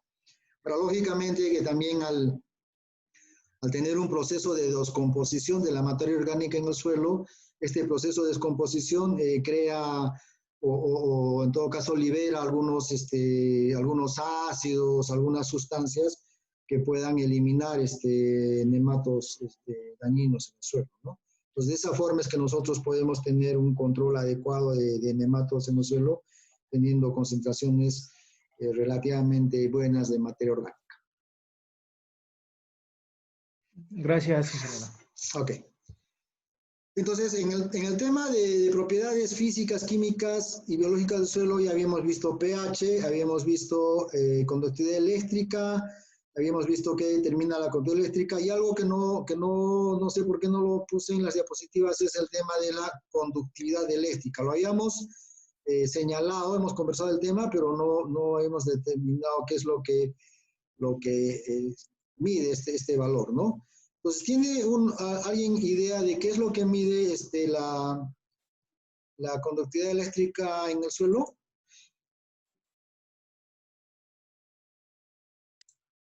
Ya habíamos hecho la pregunta, ¿qué relación hay entre pH y conductividad eléctrica, no? Ya habíamos dicho que relación no existe. En todo caso, ¿qué mide la conductividad eléctrica?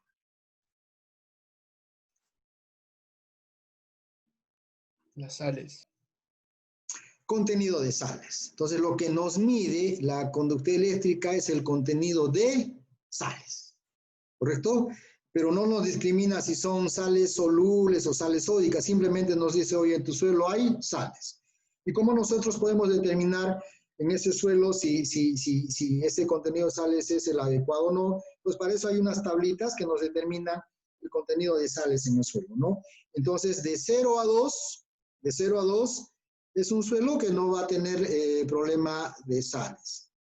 De 2 a 4 es un suelo ya que dependiendo de los cultivos voy a tener algún problema de reducción de la producción en el cultivo, ¿no? Entonces, hay algunos cultivos que son mucho más sensibles al contenido de sales y hay otros cultivos que son menos sensibles al cultivo de sales, ¿no? Perdón, a la concentración de sales en el suelo. Por ejemplo, la palta es uno de los cultivos que tiene cierto problema o cierta susceptibilidad a las sales. Yo un cultivo de palto no lo puedo realizar con un suelo que tenga mayor de 2 de conductividad eléctrica, ¿no? Otro cultivo que es muy susceptible al contenido de sales, por ejemplo, es la fresa, ¿no? La fresa yo no puedo desarrollarla en suelos que tengan de 1 a 1.5 de contenido de sales, porque ya automáticamente la producción de ese cultivo va a empezar a disminuir. Por lo tanto, yo necesito estar pendiente del contenido de sales de ese cultivo, ¿no? Hay lógicamente cultivos que son tolerantes, por ejemplo, el espárrago es un cultivo tolerante a sales y el espárrago puede soportar 5 o 6 de conductividad eléctrica sin ningún problema, ¿no? Pero, como digo, palta, con una conductividad eléctrica de 2, yo voy a tener ya serios problemas en la producción, al igual que en fresa y algunos otros cultivos, ¿no? Arándano, por ejemplo, también es un cultivo muy susceptible al contenido de sales, por lo tanto hay que estar siempre monitoreando este parámetro en el suelo, ¿correcto? Entonces, ¿qué nos mide la conductividad eléctrica? Nos mide el contenido de sales. ¿Cómo lo mide? Lo que nosotros hacemos es poner un electrodo a ese suelo. Ese electrodo lo que mide es si hay se puede decir transferencia de corriente en ese suelo. Entonces, como las sales son aniones o cationes, lo que hace es ver si en ese suelo se conduce o no la electricidad, y de esa manera nos permite saber si tenemos sales o no tenemos sales en un suelo, ¿no? Si nosotros medimos la conductividad eléctrica de un agua destilada, en el agua destilada se le ha sacado todo el contenido de sales que puede haber en ese suelo. Por lo tanto, si yo pongo el electrodo en ese agua, no voy a tener ninguna marcación de conductividad eléctrica, ¿no? Entonces, si yo voy adicionando sales a ese agua, cloruro de sodio, algunas otras sales, entonces automáticamente la concentración de estos iones o cationes va a ir aumentando en esa solución, y por lo tanto mi contenido de sales en ese suelo va a determinar que esta corriente eléctrica pueda ser transmitida, y de esa manera yo voy a medir la conductividad eléctrica de ese suelo, ¿correcto? Entonces yo puedo tener diferentes tipos de suelo dependiendo del tipo de sales que voy a tener. Entonces yo puedo tener sales solubles que solamente con lavados de agua las puedo eliminar del suelo, o en todo caso también puedo tener sales sódicas. Entonces, ¿cómo yo puedo determinar si un suelo es sódico o no es sódico? No es sódico, ¿no? Entonces, si nosotros revisamos nuestro análisis de suelo, vemos que en los cationes cambiables, yo tengo acá medido el sodio, ¿correcto? Entonces, yo puedo determinar con este parámetro si ese suelo si este suelo es salino o tiene problemas de sales, ¿no? Entonces, si nosotros revisamos acá, yo ya tengo un suelo que tiene ciertos problemas porque yo ya tengo encima de 4 la conducta eléctrica, ¿correcto? Y tendría que saber si este suelo es solamente un suelo que tenga sales, que solamente con un lavado con agua pueda solucionar el problema, o en todo caso tenga que hacer alguna enmienda dependiendo si tengo o no tengo sodio. Entonces, ¿cómo determino yo el contenido del sodio en un suelo? Para esto nosotros determinamos el porcentaje de sodio intercambiable, ¿correcto? ¿Y cómo yo determino el porcentaje de sodio intercambiable? Es sencillo, voy a determinar qué porcentaje del sodio es de la suma de cationes, ¿correcto? Entonces lo que voy a hacer es simplemente dividir el contenido de sodio entre la suma de cationes, y esto lo voy a multiplicar por 100, ¿correcto? Y de esta manera tengo el porcentaje de sodio intercambiable, ¿correcto? Voy a hacer la misma operación para los otros análisis de suelo y tengo ya calculado acá mi porcentaje de sodio intercambiable.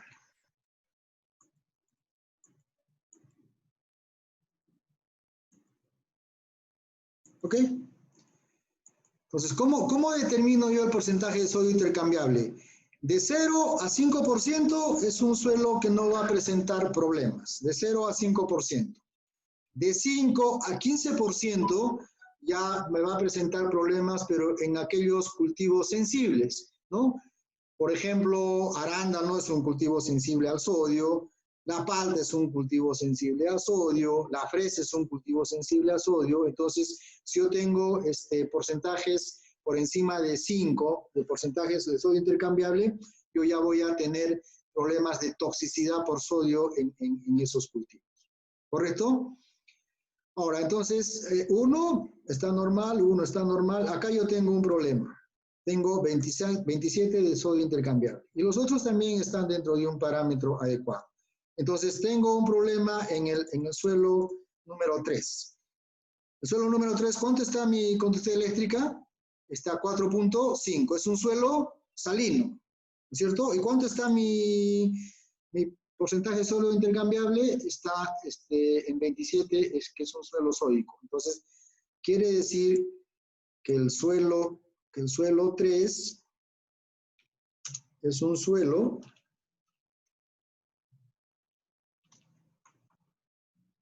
salino sódico, ¿correcto? Salino sódico. ¿Ok? ¿Y qué tengo que hacer con ese suelo? Si yo quiero sembrar ahí palta, no lo puedo hacer. Si quiero sembrar fresa, no lo puedo hacer. La papa también va a tener algún problema ahí. ¿Por qué? Porque el contenido de sodio es bastante alto, ¿no? Es bastante alto. Correcto, entonces, ¿qué podríamos trabajar en este caso? ¿Qué podríamos trabajar? ¿Alguien tiene alguna idea? ¿Qué podemos hacer con este suelo?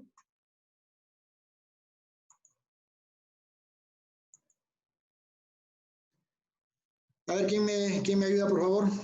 ¿Están ahí? ¿Se fueron ya? ¿Hacer alguna enmienda? Alguna enmienda. ¿Enmienda en base a qué?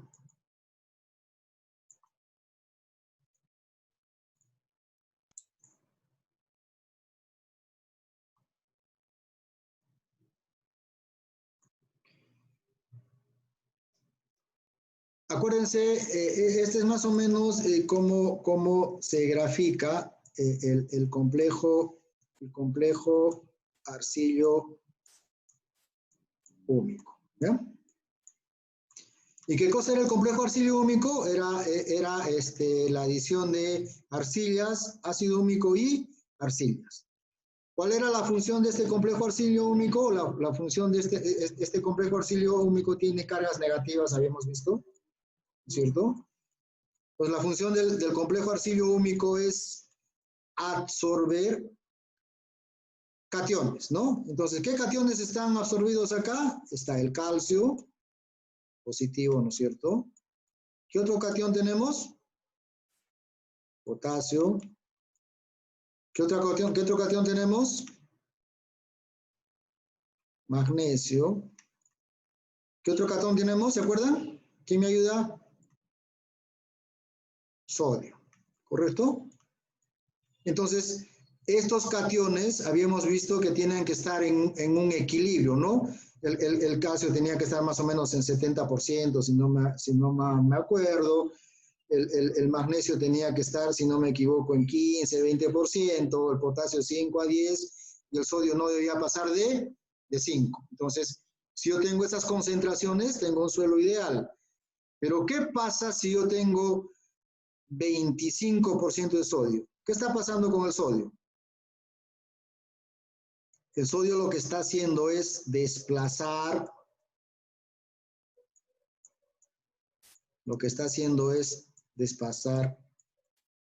a los otros cationes, ¿no? Entonces está desplazando al calcio, está desplazando al potasio, está desplazando al magnesio, ¿no es cierto? Y cuando yo riego, porque estos nutrientes están en la solución suelo, yo echo agua, ¿qué pasa con estos nutrientes? Se lava, ¿no es cierto? Se lava.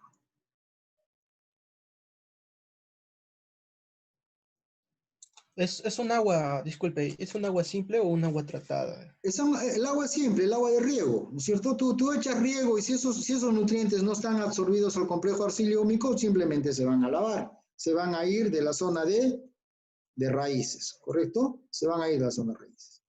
Entonces, ¿qué cosa yo voy a tener en la solución suelo? Voy a tener mayor contenido de ¿qué?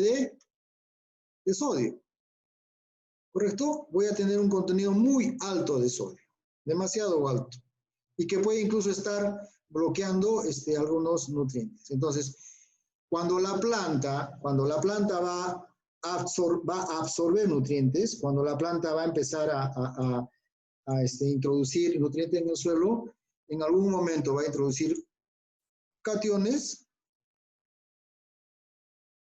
y en algún momento va a introducir aniones. Pero la planta no tiene la posibilidad de escoger nitrógeno, fósforo, potasio, calcio, magnesio. La planta lo que absorbe es el catión o el anión que está en mayor cantidad en el suelo. Por lo tanto, cuando la planta necesite absorber cationes, ¿qué cosa va a absorber? ¿Qué va a absorber? Va a absorber sodio. Y el sodio en concentraciones altas en la planta es tóxico. Pues, ¿qué cosa va a hacer en la planta? Va a hacer que la planta vaya mostrando síntomas de toxicidad. El otro problema que vamos a tener en el suelo es que al yo tener mucho sodio en el complejo arcillo húmico, este agua es salada y por lo tanto el ingreso del agua a la planta también se va a ver afectado, ¿no es cierto? Porque la planta, por el efecto de ósmosis, lo que necesita es agua que tenga poca concentración de sales, ¿no? Pero si tiene mucha concentración de sales y esta concentración es a base de sodio, el ingreso del agua también se va a ver afectado porque el agua va a ser retenido con mucha fuerza acá en el complejo arcillo húmico y en la solución del suelo. Pues esos problemas nos va a traer concentraciones altas de sodio. En este caso de nuestro análisis de suelo, ¿cuánto teníamos? Si no me equivoco, 21%, ¿no es cierto? ¿De qué? De porcentaje de sodio intercambiable. Entonces, ¿qué tendría que hacer en este suelo? Encima tengo, ¿cuándo tenía la conducta eléctrica? ¿Quién me ayuda? ¿Cuánto está la conductividad eléctrica? 4.1, si no me equivoco, ¿no? Entonces tengo un suelo con sales y gran parte de esas sales es sodio. Pues, ¿qué puedo hacer con este suelo? ¿Qué tendría que hacer? ¿A qué les dice su lógica? Por favor, si me ayudan.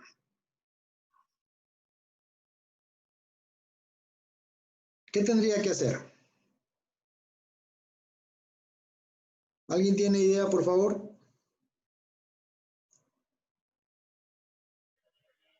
Otro lavado. Ya, pero el sodio solamente con lavado podré solucionarlo. Ah, no, que estén nivelados todos, pues. Claro, si yo tuviera solamente sales solubles, ¿no es cierto? Si quiero bajar un lavado, solamente con un lavado voy a sacar de esta zona esas sales. Pero hay que entender que este sodio está en el complejo arcillo-húmico. Entonces, yo tengo que ver la forma de reemplazar este sodio por algún elemento para que este sodio salga del complejo arcillo-húmico y se pueda lavar. Entonces, ¿qué podría hacer? Aumentar un elemento para que esté estable. Correcto. Tendría que aumentar un elemento que pueda reemplazar al sodio, ¿no? Entonces, no estoy muy seguro. La concentración ideal de un suelo de calcio, por ejemplo, era 70. De magnesio, si no me equivoco, iba hasta 20 o algo más, ¿no es cierto? El potasio tendría que ir más o menos hasta 5 y un poquito más. Y el sodio no debía pasar de 5, ¿no? Entonces, ¿qué está pasando? En este suelo, ¿qué cosa tengo? Tengo 21% de calcio. Quiere decir que estos porcentajes de acá han disminuido. Por lo tanto, yo tengo que tratar de restablecer estas concentraciones en el suelo para que yo pueda desplazar el sodio. Y se acuerdan que habíamos dicho que uno de los elementos que tiene mayor afinidad por el complejo arcillo-húmico, ¿cuál era? Era el calcio. Entonces, si yo pongo calcio, el calcio va a ser el primero en que se va a pegar al complejo arcillo-húmico. ¿Y qué va a hacer el calcio? Por cada calcio que yo ponga, va a salir ¿qué cosa? Va a salir un sodio. Entonces, yo tengo que poner una cantidad de calcio adecuada para que me desplace esta cantidad de sodio. Entonces, este calcio me tendrá que desplazar más o menos 15% de sodio. Entonces, tengo que buscar alguna enmienda que me permita poner calcio en este suelo para poder desplazar el sodio del complejo arcillo-húmico. ¿Correcto? Y en el mercado hay muchos productos que pueden cumplir esa función. Uno de los productos que es el más económico y el más eficiente, siempre y cuando tenga agua, es el yeso agrícola, sulfato de calcio, ¿ya? Entonces, cuando yo incorporo sulfato de calcio al suelo, esto se disocia en el suelo, el calcio se libera y este calcio ¿a dónde va a ir? Va a ir al complejo arcillo-húmico. Al ingresar al complejo arcillo-húmico, este calcio ¿qué cosa hace? Desplaza el sodio. Entonces, recién con un lavado de agua podré alejar este sodio de la zona de raíces. Entonces, esa es la forma nosotros de mejorar un suelo sódico, un suelo que tenga concentraciones altas de sodio. Entonces, cuando ustedes revisen su análisis de suelo, tienen que revisar la conductividad eléctrica, que me indica la cantidad de sales que tiene ese suelo, y tengo que estar revisando de todas maneras el porcentaje de sodio intercambiable para ver si tengo o no tengo sodio en ese suelo. Si solamente yo tuviera una conductividad eléctrica alta y tenga sodio bajo, tenga sodio por debajo de 5, lo único que hago es lavar y esas sales solubles se van a alejar de la zona de raíces. Pero si tengo una conductividad eléctrica alta y tengo sodio alto, lo que tengo que hacer es poner una enmienda a base de algún producto que tenga alto contenido de calcio para que ese calcio ingrese al complejo arcillo-húmico, desplace al sodio, ¿no es cierto? Y por medio de un lavado lo pueda alejar de la zona de raíz. ¿Correcto? ¿Alguna pregunta hasta acá?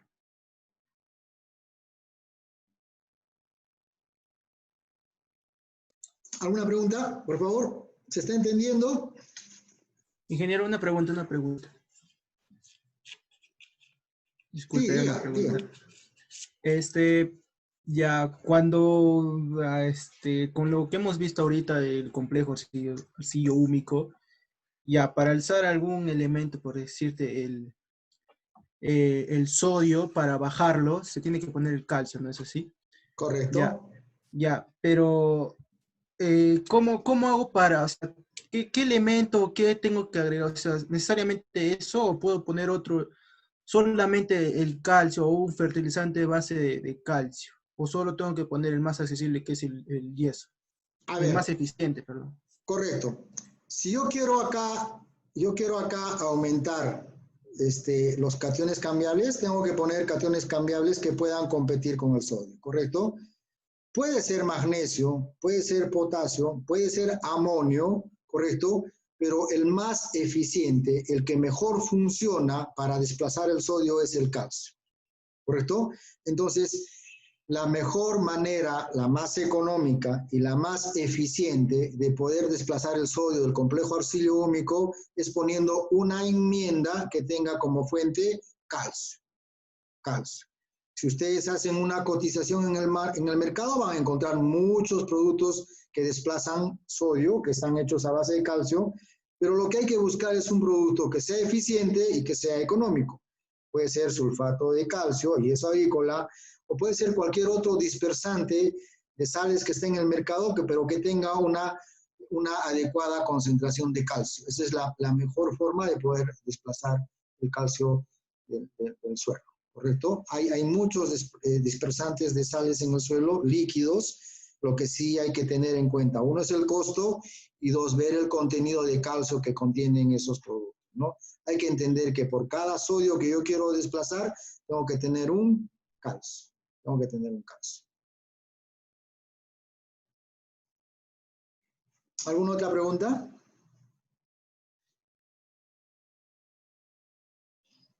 Y si el calcio es muy bajo, ¿con qué lo Es que lo que habría que calcular, como te digo, es cuánto de calcio necesito para desplazar este sodio. Y si en este caso estamos hablando de 21% de sodio que tengo, yo tendría que desplazar más o menos a 5. Entonces quiere decir que voy a desplazar más o menos 16% de calcio, ¿no?